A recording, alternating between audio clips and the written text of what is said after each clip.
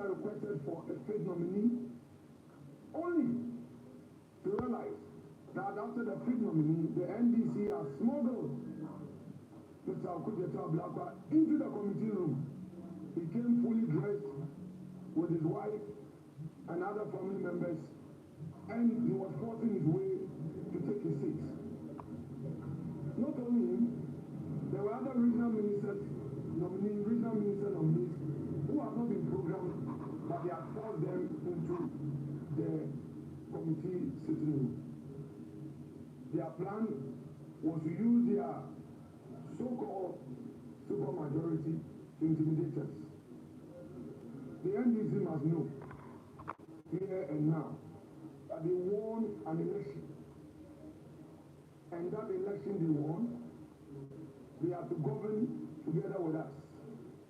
We will not allow them to use their so-called majority to force their way. It won't happen. In fact, we are not going to boycott any proceedings. Boycott is not part of us. We will stay in and protest, and they will not have their way. But I want to assure them that because we have been in government before and we know governance, we will not obstruct government business. We have further concern about the breakdown of security within the precincts of Parliament and the way strangers feel emboldened. NDC, know that Parliament is not an extension of your party offices where you allow vandalism. You bring your party foot soldiers here to cause confusion. If today you are unleashing them on us, tomorrow when these boys are hungry and angry, they will come after you. It's not a prophecy.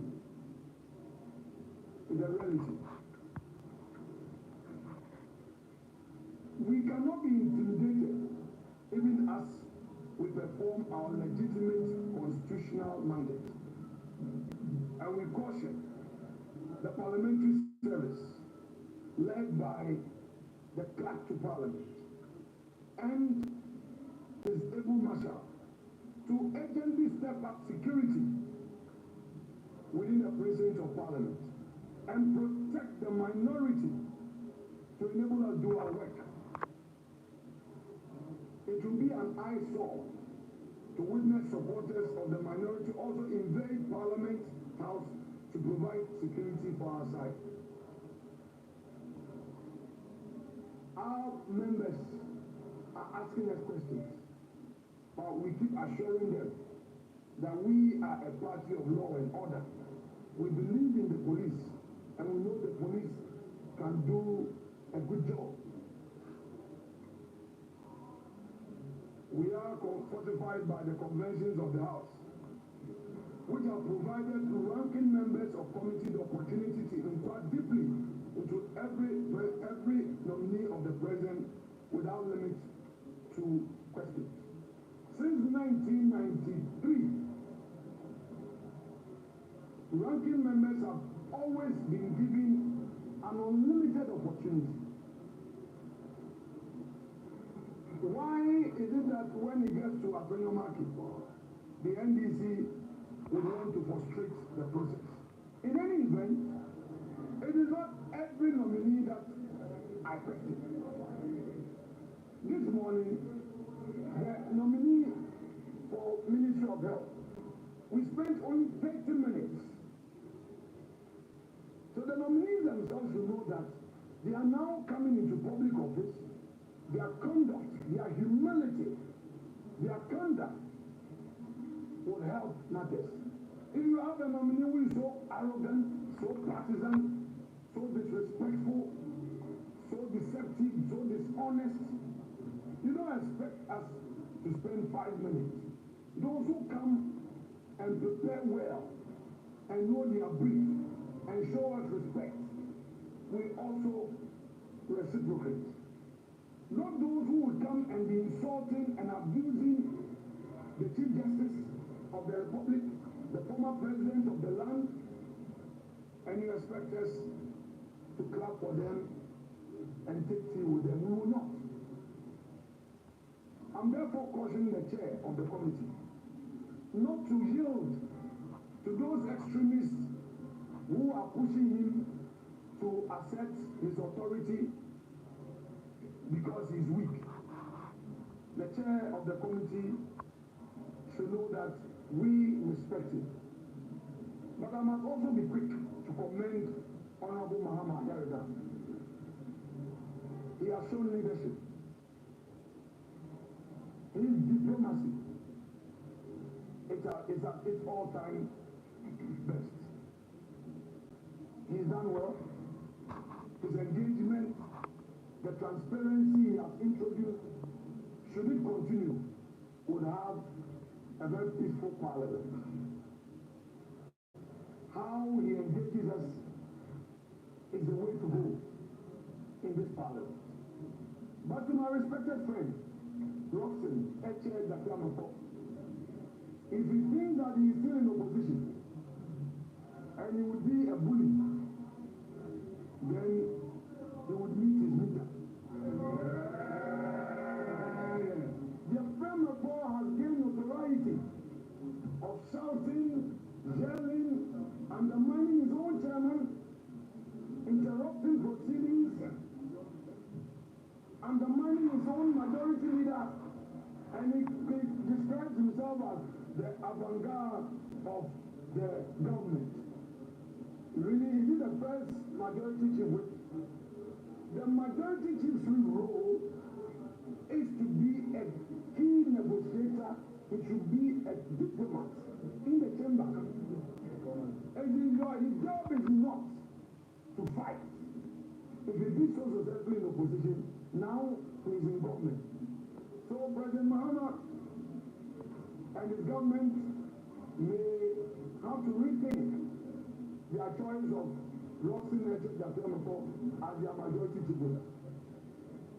Throughout the approval process, the NDC has never marshaled its numbers in the chamber. They claim that they are a majority. Every single day we come into the chamber, we count them. The average number they have ever had in the chamber has been 92. It's only on one occasion that they have 104. So it has always taken our side to add up to their side to make the number to take government business through. So they should be humble enough to cooperate than that attempt to bully us. It will not happen. We would urge them to continue to respect the conventions and arrangements associated with the process of vetting. And if they do so, we'll cooperate with them. Now the clerk to the committee. This clerk to the committee has shown her colors that she is of the NDC stock.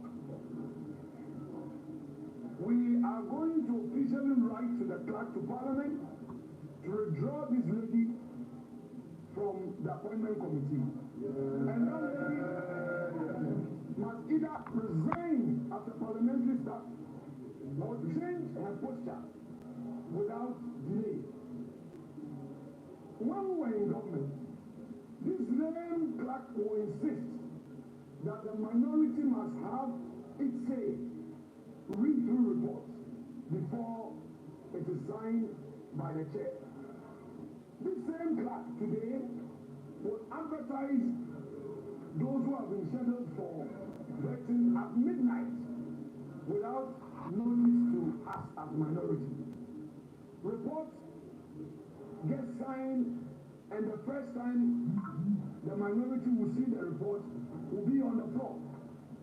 The practice has been that I will see the draft, go through, share my concerns before it is signed.